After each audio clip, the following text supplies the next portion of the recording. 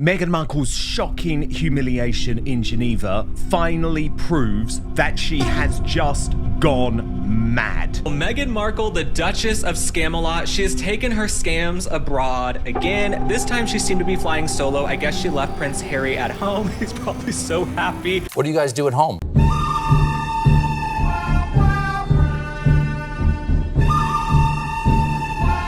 Who's filming this? I'm gonna come. I mean, the fact that she's literally standing in the middle of these empty streets and no one even gives a damn really does tell you something about the way that the public feel about this woman. And then you get to the content, which just goes completely against her own social media use, let alone the fact that the bloke behind all of this is Dr. Tedros, a very, very bad man. Tom Sykes is one of the only working journalists who actually flew into Geneva that weekend. He had a Daily Beast column posted at 4:57 on the Sunday morning, hours before Meghan walked on stage at the World Health Organization. Meghan, the Duchess of Sussex, has just scored what I think is an astonishing own goal, an incredible sign of her hubris and arrogance. She has posted a photograph of Lilibet on her social media platform to 4.5 million people the night before she is due to give a massive speech about the harms of social media in Geneva. His 3-word verdict on the photograph she had posted on Saturday night, a mirror selfie of her 4-year-old daughter Lilibet crouched inside a closet of designer clothing, was that the hypocrisy was breathtaking. He anchored his argument to something Harry had said on a podcast in Los Angeles last October. The quote, and we will get to it, is the part of this story most British coverage has been quietly walking past. An amazing opportunity for Meghan, right? And what does she do?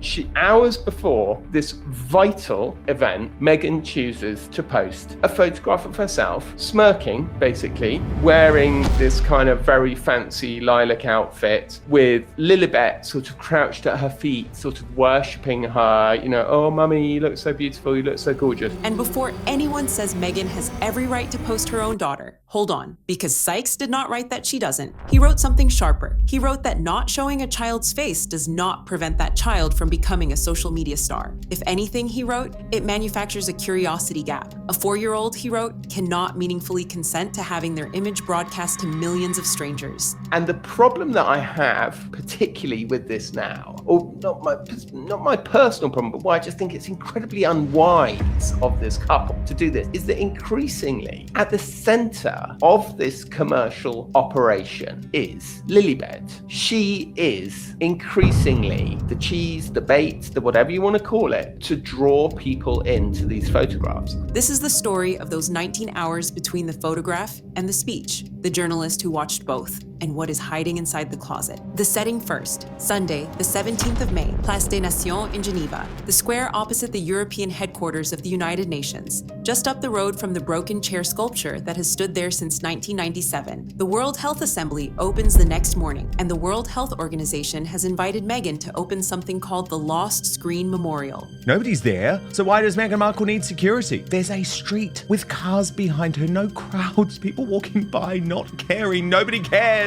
about what Meghan Markle had to say. She posts her own kids online. The memorial is 50 illuminated light boxes shaped like smartphones. Each one shows the lock screen photo and the time of death of a child whose family says they died from harm linked to social media. Cyberbullying, grooming, self-harm content the algorithm kept serving until it didn't have to serve it anymore. The 50 children belonged to 50 families. Those families flew in to stand around the square that evening. Now, of course, there is a reason why this speech was so disgusting. And I'm going to get into the details of it, by the way, because she is using the grieving parents again of young people who have taken their own lives, while at the same time doing the exact thing she claims has led to these deaths. Did you see this over the weekend? And this is where the story complicates itself, because the World Health Organization fully embraced her that weekend.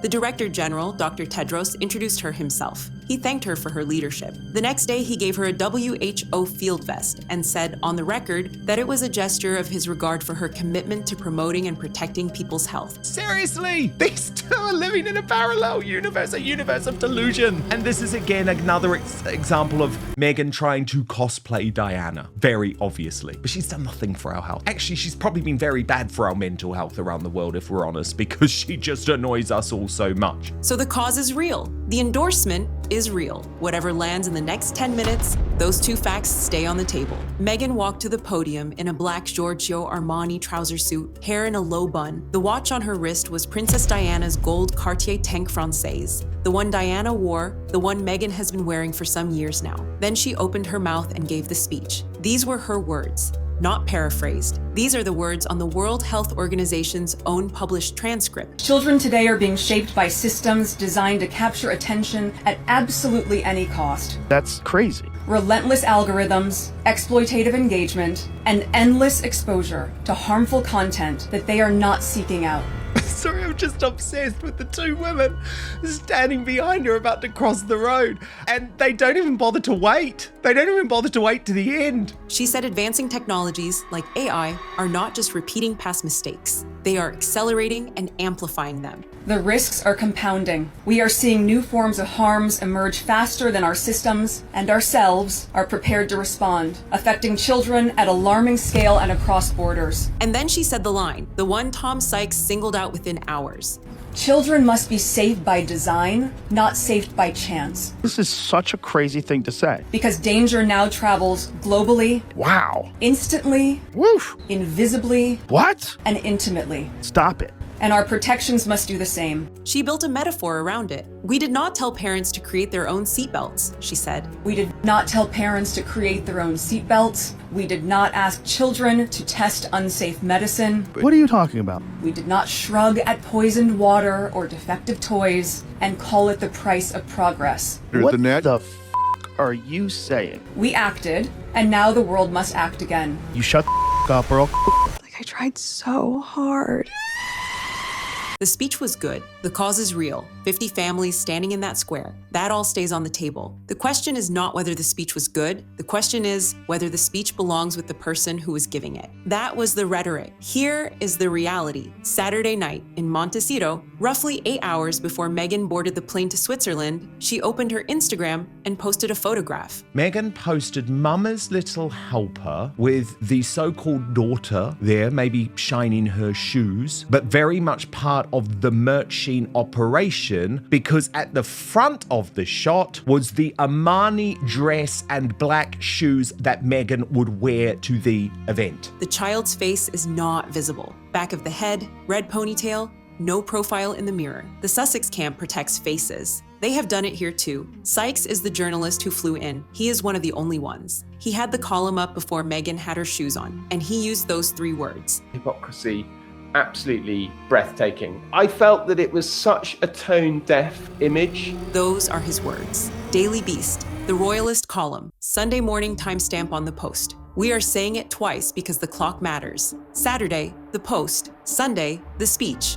That order is on the record. The reason for it is not. Now look at the photograph again, at what is actually in the frame. Because the photograph is not just a photograph, it is part of an operation. A Giorgio Armani blazer hanging on the rail with the label visible. The Dior Diorescence pumps on the floor. The Manolo Blahnik BB heels next to them. Dozens of pieces packed on the rails behind. The mirror reflects more. Sykes did the inventory. He put a number on the visible wardrobe, close to $250,000. He wrote, in one single Instagram frame, a closet that costs more than a Brisbane bungalow, with a 4-year-old crouched inside it for the photograph. She posted this weird picture getting ready to leave for the event on cyberbullying, and the whole event was about protecting your kids from social media, and I guess she doesn't see the hypocrisy that she's posting her kid on social media on a dirty floor in a closet. And as someone who spent the first half of my life in a closet, no judgment, but I don't understand what's going on in this damn photo. Stay with me for 90 seconds, because this is the part where the receipts arrive. The @Meghan Instagram account passed 4 million followers some weeks ago. The most recent measurement from Hype Auditor in May puts it at 4,567,837. Comments are disabled. The account does not allow public reply. Sykes describes the @Meghan account as a public-facing shop window. His phrase, to the lifestyle brand, as ever. The @Meghan account and the @Elsevier account, he writes, work in tandem. By suggesting that Meghan Markle is the antithesis of the icon that she thinks she is. She is the grandiose narcissist who displays of self-worship are now and always have been farcical, and she zoomed in on the faces of those watching. On the 6th of March this year, Variety reported that Netflix had exited As Ever as an investor. The piece was written by Matt Donnelly. The sourcing was page 6. Donnelly's report said Netflix had paid for the manufacturing, paid for the shipping, paid for the branding of As Ever. He also reported that Netflix had ended up giving unsold inventory to employees. The brand, Variety said, would continue to stand on its own. So step back. Here is what the framing means. Netflix is no longer paying for the brand. The brand has to drive its own traffic now. The @Meghan account with its 4.5 million followers and its disabled comments sits one tap away from the As Ever account. Sykes writes that the two work in tandem. The Saturday night photograph posted into that account shows a 4-year-old in front of dozens of designer pieces hanging on a rail. That is the operation Tom Sykes is describing. He writes that at the center of that commercial operation, increasingly, is Lilibet. Fascinating thing about all of this is that actually maybe deep down Meghan realizes people don't care about her anymore. They don't engage with her anymore. The thing they do care about is her daughter. There is one more piece of context the broadsheets have been quietly noting. Earlier this spring, As Ever briefly displayed product size charts on its website that royal watchers screenshot as a possible children's apparel line in development. The charts were pulled within days. The watching is already happening. Richard Fitzwilliam said something similar on GB News this week. The Sussexes' habit, he said, of photographing their children from the back so their faces are usually not revealed is, and this was his word, very curious. The face is protected. The brand window is not. Meghan does not show the children's faces, and so that therefore this is somehow their privacy is being protected. It's completely absurd, frankly, because what Meghan is doing by not showing the faces or by revealing them very slowly, by revealing side portions or half portions, is feeding what marketers call a curiosity gap. Now the part Sykes anchored his whole column to, the part most British coverage has been quietly walking past, the part that has been sitting on Harry's own podcast feed since October. In October last year, Harry sat down with the American comedian Hasan Minhaj on Hasan's podcast. The show is called Hasan Minhaj Doesn't Know. They were talking about social media. Harry said social media operates in lawlessness. He said there is no free will on social media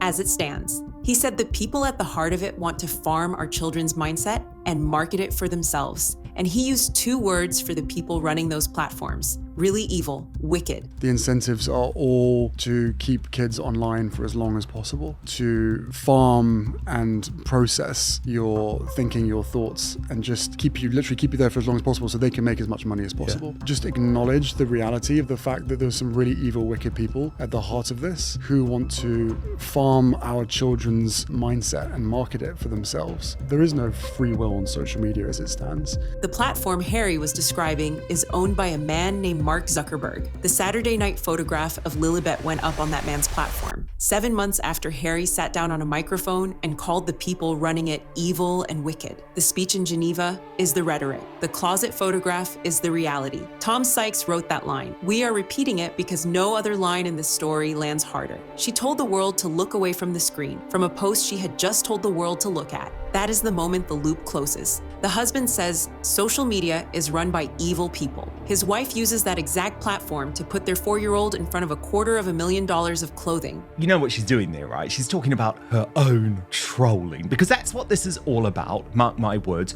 She wants a censored internet. Dr. Tedros was despicable when it came to censorship of big tech platforms during COVID, trying to shut down people like me telling the truth. And that is what Meghan wants. It is actually gross that she is using grieving parents in this way. But I can't take a word that she says seriously about children and online permissions, given the way that she merged her own daughter 24 hours before this speech. The night before she tells the World Health Organization that children must be safe by design. So the framing question, the one this video has been building toward, has an answer now. Whether the messenger believes the message is a question the messenger's own household has been answering on the record since October. One last thing before the close. because Lilibet is 4 years old, and the audience that watches this channel has raised 4-year-olds and is now watching their grandchildren grow up around screens. Profit over people. You're putting profit over the privacy of your own daughter. So just zip it. Zip it with your faux politician act. I guess 4-year-old Lily didn't seek out her starring role in selling Meghan's outfit either, did she? Lilibet is 4 years old. She did not choose this. She is a child. The 50 children whose lock screen photos are lit up on the smartphone-shaped light boxes in Place des Nations did not choose what happened to them either. Their families are real. Their grief is real. The cause the Lost Screen Memorial exists to advance is a cause this channel takes seriously. What Saturday night changes is the messenger, and whether the message is for parents or whether the message is for the platform she is using to sell something. 5 days before Meghan walked on stage in Geneva. Why is Meghan Markle speaking at an event for bullying? She's the bully. She's literally the biggest bully. You can even see her face sometimes when she has to interact with someone who's poor. She's like disgusted. She looks disgusted having to hug people who don't live in massive mansions in Montecito like her. She seems absolutely disgusted. The Princess of Wales finished a 2-day trip to Reggio Emilia in northern Italy. She received the Primo Tricolore Civic Honor from the mayor for her work on early childhood. The square was full, same week. So where does this leave us on a Tuesday morning, with the memorial still standing in Place des Nations until Friday, and the Instagram post still up on the @Meghan grid for 4.5 million people to scroll past on their way to wherever they were going? On the post, on the timing, on the caption, the Sussex camp has said nothing. Not a clarification, not a correction. Not a thank you to Tom Sykes for the column. The silence is its own decision. So is the speech. So is the post. Mama's little helper on Saturday. Children must be safe by design, not safe by chance on Sunday. Both are on the record. Both belong to the same woman. And if she's so concerned with their safety, so concerned with protecting them, why doesn't she just simply not post them at all? People dissect her children, they make all sorts of comments, and I would say some of them are rather inappropriate, but Meghan continues to feed it, and that is disgusting. She is her children's greatest protector, and she serves them up to the internet, I think, on a silver platter, because she herself is addicted to social media. She loves social media. She loves the internet, but the internet is not as nice to her as she wants it to be, and so her goal is to change the internet to better suit Meghan Markle and nobody else. The audience watching this can hold both in their head and reach their own verdict about what kind of operation that is. What do you think? Does the photograph belong with the speech or against it? Drop your verdict in the comments. I read every single one. Hit that like button. It genuinely helps this channel reach more people who care about these stories. And subscribe. There is a lot more coming this week, including a closer look at the way the @Meghan and @Ace of her accounts have been operating since Netflix walked out the door in March. The next video ships Thursday. The closet photograph is the picture. Tom Sykes named it. The audience will remember it, and the speech will be the thing nobody talks about. That is Star Spotlight. See you Thursday.